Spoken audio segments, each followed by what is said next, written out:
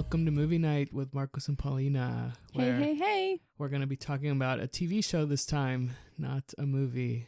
We're going to be talking about WandaVision. WandaVision. Is that what one of the songs sounds like? I don't know. It just sounds like it could. Okay. But I figured we normally talk about what we thought, and then we give a rating at the very end. And I thought this time we could give a rating and a quick reason of why we gave it that, and then discuss. Mm-hmm. I think that'd be kind Mixing of interesting. it up, making it spicy. Are you okay?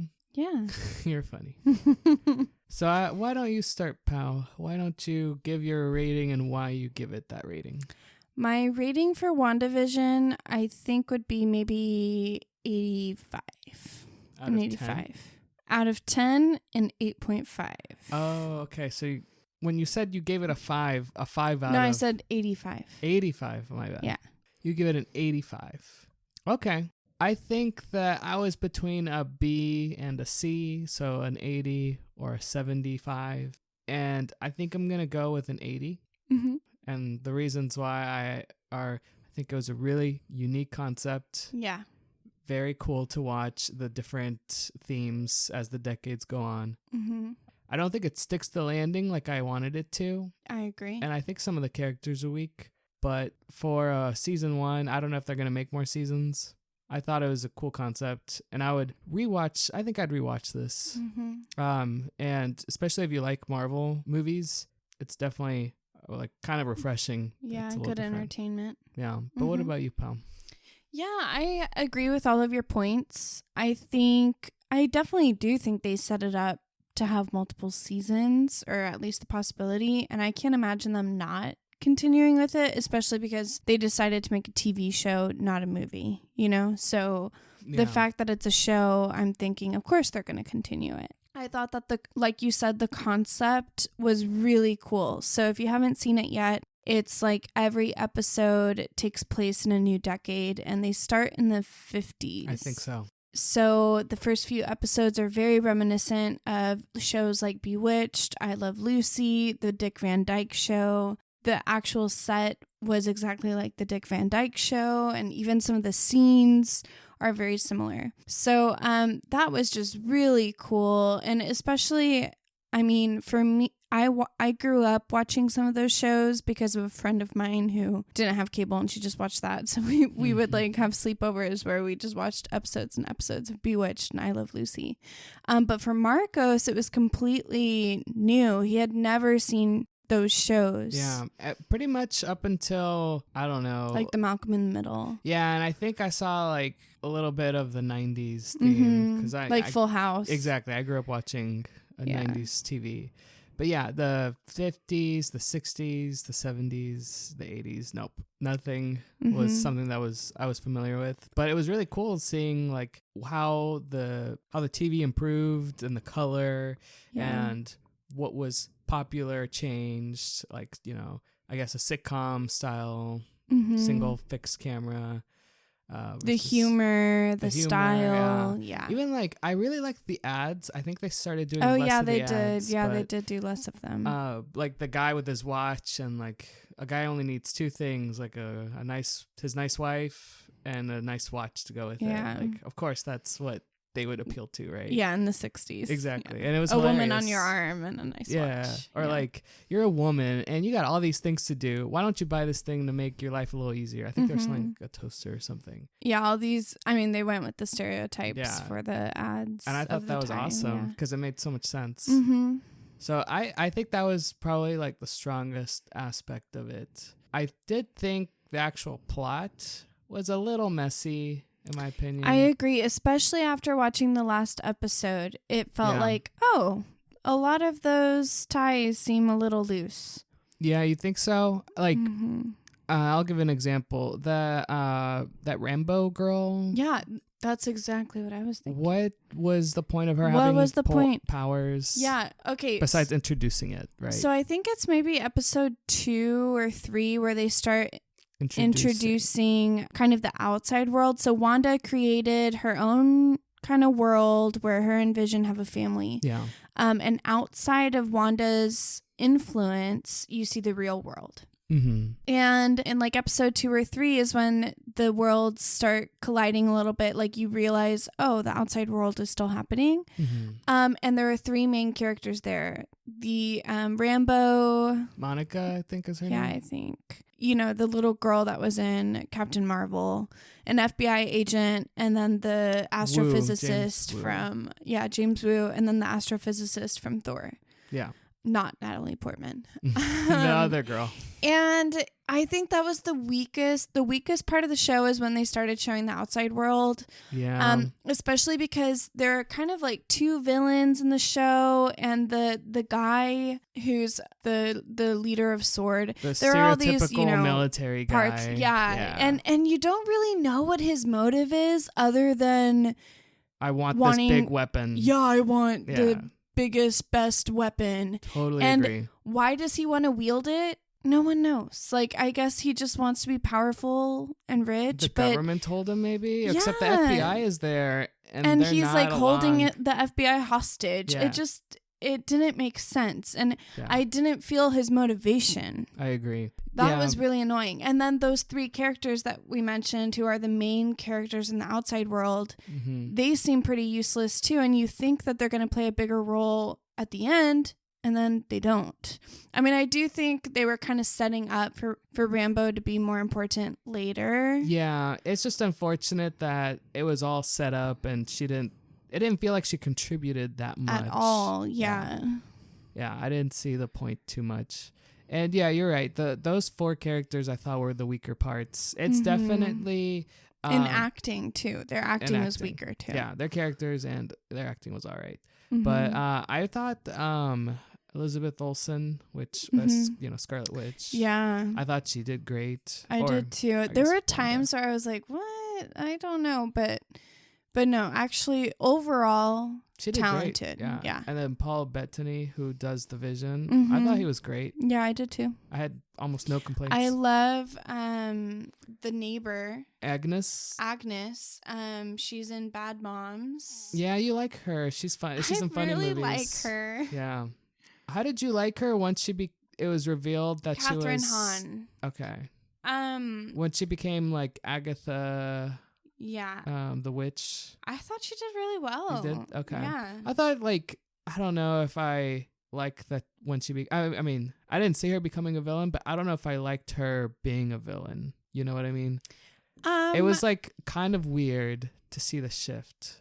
No, I liked it. And I think... You think it worked? I thought it worked. Okay.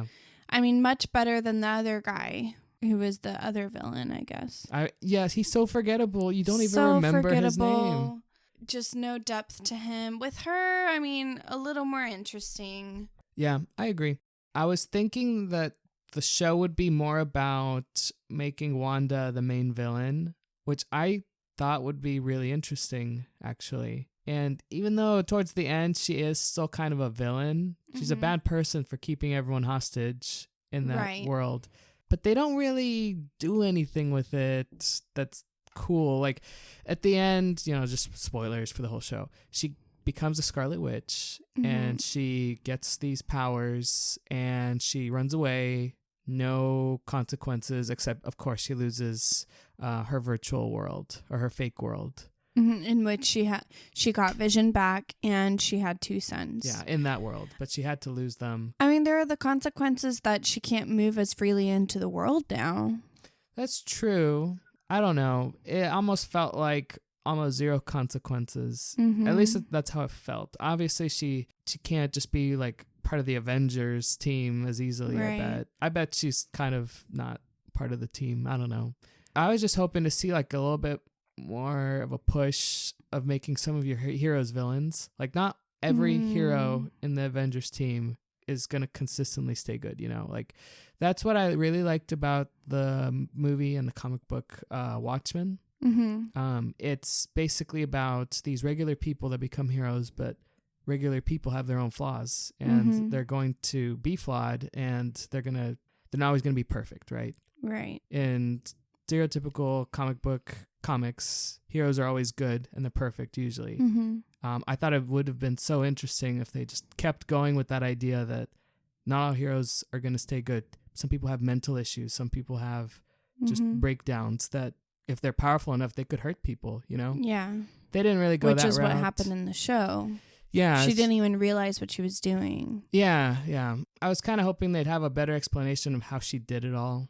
Well, I think it's just that she's so powerful that she was able to do it without even knowing what she was doing. It was fine, but it kind of like pushes away the consequences part of her. If she couldn't really control it, then it's kind of easier to let it go. Yeah, that's true, but they do show that she became aware of it. And she told Vision, I should have told you as soon as I realized. Yeah. But instead she decided to keep the people of the city hostage and to continue the sham. But your whole idea of heroes being perfect, I think the closest they got was in Civil War, Captain America Civil War, when Iron Man and Captain America kind of have a different definition of what the right thing, not a different definition, but a different opinion on what the right thing was to do. Yeah. That's still not that they're necessarily villains or having, putting people at risk, because they both still think they're doing the right thing. Yeah.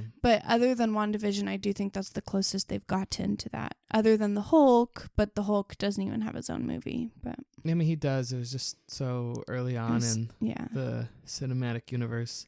Yeah, so it sounds like you don't really think that she should be punished, maybe? Yeah, I guess I kind of feel for her, and I believe it was an accident. I know that at the beginning you were almost thinking, just let her live her fantasy world. What's so wrong, right? Yeah. I didn't realize everyone was like being held hostage so much. Yeah. And it's not until later in the show that you realize, and this is one of the things that bothered me. So they mentioned that that you don't ever see the children of the town other than Wanda and Vision's children. Yeah. And then in the last episode, there's this moment where a woman says, please, I have a daughter. She's 8. She could be their friends. Like, you can cast her in this role. Let me just hold her. So you get this idea that the children are like kept away from it, but they don't delve into it. So we don't really even understand, like, what is it that the kids just stay in their rooms and somehow they're being sustained by Wanda, and they don't need to come out to eat or anything. So that was kind of weird to me. That I thought they would follow up with that, especially because they mentioned that a few times in the show. Yeah, they do mention like, oh, it's weird that these are the only kids, or like, oh, all the kids are out for Halloween, right? Right, then all the kids come out for Halloween, yeah. Because that's what looks normal, right? Yeah. But, so I think in a way I wanted her to have her story. Obviously, you want that for her. Mm-hmm. But yeah, once you realize that the people are kind of being tortured, then obviously it's wrong. But as for consequences, I don't know what the consequence for that would be. You don't think she should go to jail? I mean, I don't know. It just seems like I didn't even contemplate that. Yeah, I think that because she was like, I mean, obviously you get her sad backstory. She misses her husband or partner or whatever. And so you feel for her.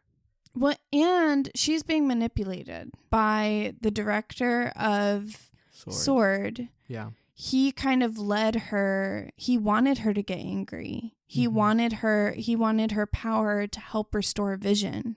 So, I mean, when someone pushes you, what is that? When someone like convinces you to commit murder, who's at fault? Both of them, right? I guess, yeah. I think so. I don't know what that's called. But, I mean, I think they're both responsible. Yeah.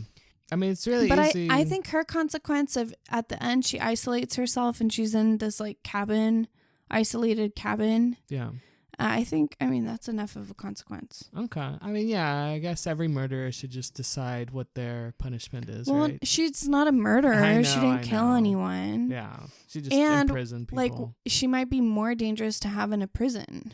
I guess it's unreasonable to put her in prison because she could easily break out, right? The only people that could take care of her are the Avengers, and who knows if they're going to do anything with that. Kind of an interesting thought, right? In a normal situation when you don't have these superpowered people, she would go to jail or something like that. Yeah. But the fact that she is superpowered, it's like the concept of jail is ridiculous at that point. So just an interesting thought. What do you think they could do with this show for season 2? I mean... now White Vision is back, yeah. I don't know if he kind of just disappears. He does, yeah. That was interesting. So I think they're definitely going to bring him back. They're definitely going to use something with Monica Rambeau. Yeah. I think that's her name. Somehow she has powers. We don't know if she always did. Was it something with like going inside the... Yeah, I don't know if it was that. Thing, the big red force field. Wanda's, force field thing. Yeah. That was kind of unclear how she got powers. Yeah. And then in the after credit scene, it sounds like she's going to be meeting Captain Marvel or... No, I think a friend, it was a man that she's going to meet. A man of... A friend of her mom's, yeah. So they definitely set it up for another season. Yeah. I just can't, I don't know, the concept of the TV was so interesting. I don't know how they're going to top it. It's like one of the best parts about the show was that concept and how different it was. Yeah, and that's gone now. They're it's not going to do it. I mean, I guess she could do it again, but I think it'll lose its luster. Maybe? I mean, yeah, they're not going to do that. Yeah. Doesn't make sense. Yeah. But one other thing that I didn't like, so Wanda and Vision, they were both great. Like, in general, their world was the best part of the show. But their kids, like... It's just the acting, but also the dynamic, because in, what is it, 10 episodes? 9 episodes, you go from it just being Wanda and Vision to them having 8-year-olds that they love as their children because they are their children. But you never see that growth, really. I mean, it was she gets pregnant weird. and has them in one episode. Yeah. Then they're babies, and then all of a sudden they grow up. Like, they kind of skip time. So you don't see them growing together. Really get attached. What is it, Billy and Tommy? You don't get attached to them. Yeah. They don't feel like a real family. Yeah, I so don't it's really hard believe to feel the same loss. Yeah. I mean, I'm sure she loves them in the universe, but I don't feel like that love. Yeah, like I feel like it would have been so much more effective, if it was that she and Vision are together and they get pregnant and they're anticipating the arrival of their baby, their growing attachment to their pregnancy, and then at the end, her having to say goodbye to Vision and the pregnancy, the hope of what her life with Vision could have been like. Yeah. So all those dreams that she and he had together, rather than having to give up Vision and the 2 sons. Yeah. You know what I mean? She didn't actually give birth. She just is giving up this idea of 2 kids. I don't know. Yeah, like it didn't feel like she was giving up the hope of it and that life, but rather giving up that life. And I think it would have been maybe more effective if it was the other way. Sounds like for an 85, you had a lot of I'm going a little lower. Things. Yeah, I guess I am closer to an 80 as well, actually. Okay. Yeah, the reason I don't want to say 75 is it's like very like nicely produced. Of course, it looks so sharp and good acting for the most part. Creativity, kind of. Good acting from the main leads, right? Yeah, points for the creativity for sure. And you can't go wrong watching the show. You're not gonna leave the show saying this show sucks. Right. Nothing like that. Yeah. Yeah. But you are gonna nitpick what you like and didn't like, and I think that's why it is kind of interesting in these kind of shows that you can say, I think this would have been better, but I was entertained, and maybe I'd watch this again if the series as a whole is good. This is obviously only season 1, so maybe if it pulls a Game of Thrones and the last episode sucks, then you're not gonna watch any of this. Maybe, but I bet they will do another season, and it'll hopefully work better, like as a whole. But I bet it won't be as creative. Yeah, I think so too. Maybe it'll be a little more epic, more fighting. More magic. She's learning more magic. She's learning more about her abilities. I kind of hope we see like this mental breakdown or disorder aspect to her character. Like, she's definitely gone through a lot, right? Yeah, that might be interesting because Agatha the witch, who is one of the villains, she says the Scarlet Witch is destined to destroy the world. Yeah. So I wonder if that will be the premise for the next few seasons or for the show overall. Her becoming a villain. Yeah, or maybe not so much a villain, but a serious threat, whether her intentions are that or not. Yeah. Yeah, I would love to see something like that. Something where she's fighting this urge or this issue. Temptation. Exactly. That would be super interesting. So I'm hopeful for that. Yeah. But anything else you want to say before we conclude? I don't think so. I think it's a really good show to watch with your family. Yeah. As long as you're... It's a good family show. I think you need to be caught up, obviously, right? With the Marvel movies. Yeah, it is. I had to remember a few things. Yeah. And they don't do for the it to make sense. And they don't do a good job of kind of recapping. Exactly. So maybe like refresh yourself on how Endgame... Yes. Was it Endgame? Well, she destroys the Vision's gem in Infinity War. Oh, right. So I guess you have to remember Infinity War. Right. And Endgame just... To know that Vision doesn't come back. Right. Yeah. Exactly. And a little bit of Age of Ultron when he's created. And right. To understand the Vision. Yeah, you do kind of have to be up to date on the Marvel universe to be able to watch. In Civil War. And understand the show. Her and Vision kind of hang out. Yeah, I mean, seeing their attraction for each other. Yeah. Yeah, yeah. So it's for Marvel fans. Just watch but a good one for a family. But yeah, that was our review of WandaVision. Gave it, I think we agreed on an 80. 80. A B. Not bad. B minus. B minus, yeah. It passes more than the C. Yeah. But yeah, let us know what you guys think. And we look forward to talking with you guys on our next episode, whatever it'll be.